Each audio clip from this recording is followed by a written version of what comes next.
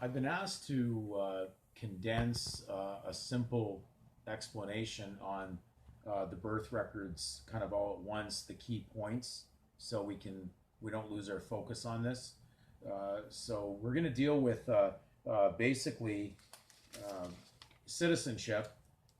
Simply, this would be the birth record the parents fill at the hospital would be the beginning of the name of the child entering into uh, this this public registry, which is known in Latin and Roman civilized insinure, spelled that way, Sinure, surprisingly. So insinure when you take private claim to the public title.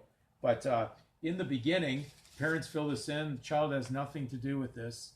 So certainly a child was not involved in the birth registration. And we're going to just read basically from a document called Citizenship Without Consent. And there's a certain quote that is made here by Locke, which says, a child is born a subject of no country and government.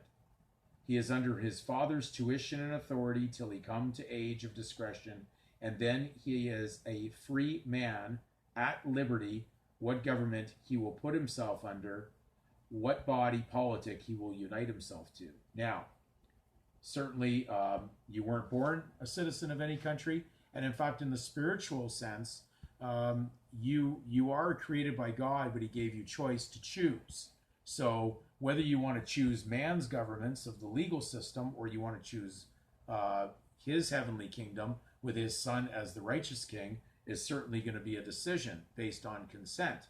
So certainly on either side, spiritual or legal, no child was actually in consent to choose spiritual or legal. So we go to the next stage. So this document in itself, if it's implying, that you're a citizen, it's certainly not valid.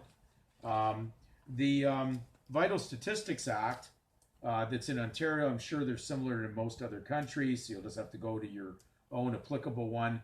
I'm in the Vital Statistics Act RSO 1990, and we're just going to go into section 15. Based on adding a forename to a birth registration, which would imply the birth registration was already done and a forename was not added, because that would be the only reason for that. So it'd be one of these forms that the parents had filled out without the child's name being entered into it, the given name, the private name of that child, not the legal surname that is a mandatory thing for parents who are already in the system participating. That's all they were required to fill in, was the surname. Okay, that's the public title. It has nothing to do with that child's private property, with his right to choose later whether he enters it or doesn't. So we go to section 15. It says if a child's birth was registered under this act or a predecessor of it, and the child was not given a forename, the person with lawful custody of the child, which in this case would have been my father at the time, or the child, if he or she has attained the age of 18, which is legal age for making a choice one way or the other, whether they elect to be in the legal, to claim private use of the public title, to be in for that or not, may elect in the prescribed manner to add a forename to the birth registration. So again, we realize that the birth registration would have already been done, but the forename was missing. So this gave the option of election for the one in lawful custody, which in my case, my father decided to stick my private name into that, I'm sure he did not know what he was doing, but he did do it. He elected to do that, and they made a notation, of course, at the bottom of the record, which you'll find out next. So it says, where a person elects under section 1, the Registrar General shall note the addition of the forename on the birth registration and issue a birth certificate to the person on payment of the required fee. Immediately payment starts getting in there because now it's been added in there, and if you wanted a birth certificate at that point, which would lead to this instrument, you'd even have to pay to get in. So this is all based on consent, but we know that the child was not involved in that, so he cannot be harmed by this process so far. This extract comes from Form 28. It's an extract from that, and it is not from the statement of birth record. The Form 1 that the attending doctor fills out, the Form 2 that the parents fill out at the hospital, basically, if the given name was missing on the one that the parents filled out, there'd be no ability to create one of these because they need the given name in there in order to use the Form 1 of the attending doctor that only has the information of the parents or the mother, and then they look at the Form 2 to see what's on it, and it would require both to be filled in order to issue a birth certificate. In other words, without the given name on there, the private name, there is no ability to create this ambiguous certificate. Okay? Without that, they can't play. So the parents, unfortunately, kind of made a rash decision because they wanted the child to follow the same error they were in unknowingly, because they wanted them to do what they did, which is very, very common amongst parents. So that's how this came about. Just be aware, not complicated. This came from a Form 28 that you can't even get your hands on because it's an extract from that. It is not an extract from the statement that the parents filled out because it does not look like this. This is the document that you'll always see, the version of this writing on the docket at the courts. It'll always be like Smith, comma, John. Doesn't say surname, Smith, a given name, John. So they didn't run out of ink, and they didn't run out of ink here if they wanted it to be that, but they couldn't trespass on those titles that were on there because one didn't belong to them. Only one did. Okay? So they're being very clear, very careful under trademark law not to do that. And everything you've got past this, derivatives, driver's license would read the same thing. So if someone had a driver's license, it would read name, Smith, comma, John, J. They just come up with another version as a derivative of this one. The only difference is the next one will cause your picture and your signature on there to show your consent to be this. Now, we're going to go further.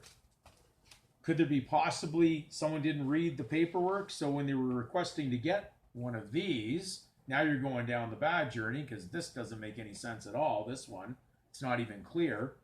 It says that I authorize the Office of the Registrar General to issue the requested documents / information, that's when you went in formation, and consent to the Ministry of Government Services, now the word consent comes in, collecting information about myself and the person named on the birth certificate. So it appears to be two persons there, even though in brackets they leave if other than myself. It would have to be other than yourself because that's not your title.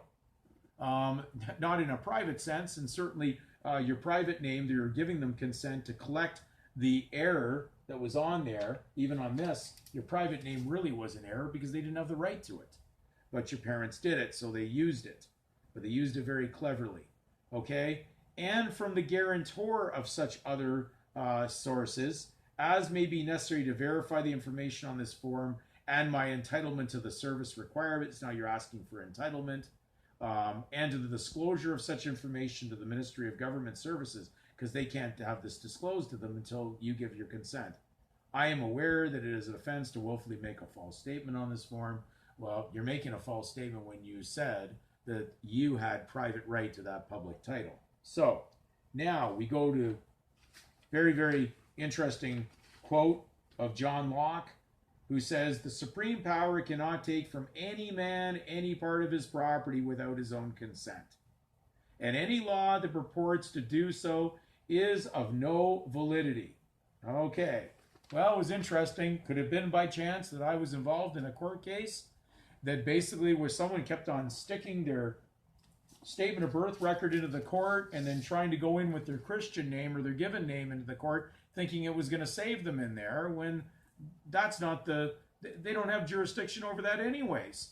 They only had jurisdiction over the surname alone. That's all that belongs to Caesar. So when you see the match to this, you'll understand. In this court case, this is the main thing that came out of it. And if the party hadn't shown up to court, we never would have been needing the transcript. So I think that was definitely something that was happening for the reason it was at the time. There is no provision, this coming out of the justice, there is no provision in the Canadian legal system which allows an individual to transfer or convey his given names to anyone, whether to a person, a corporation, or a trust. The Registrar General's office in every state or province in the world is a person, a corporation, and a trust in law. Any document purporting to achieve that goal is in and of itself invalid, and having such a document notarized does not validate the document.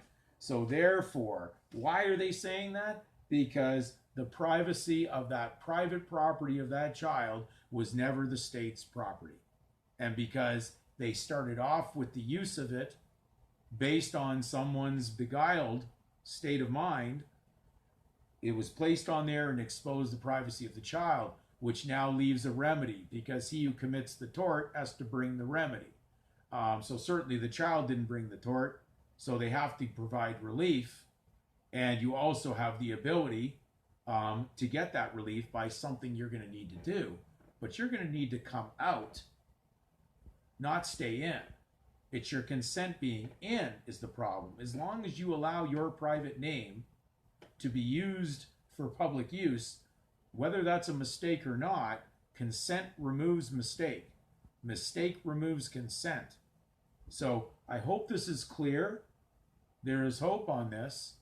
And because the registrars are in custody of the records, just very interestingly, under exemptions in law, this is coming out of the state of Florida, but it's still applicable, dealing with public records. It says when a public record contains information that is exempt from disclosure, the record's custodian must redact the exempt information and disclose the remainder of the public record. So in reality, all that would ever have been on this document, this statement of birth document, if done right, would be only the surname.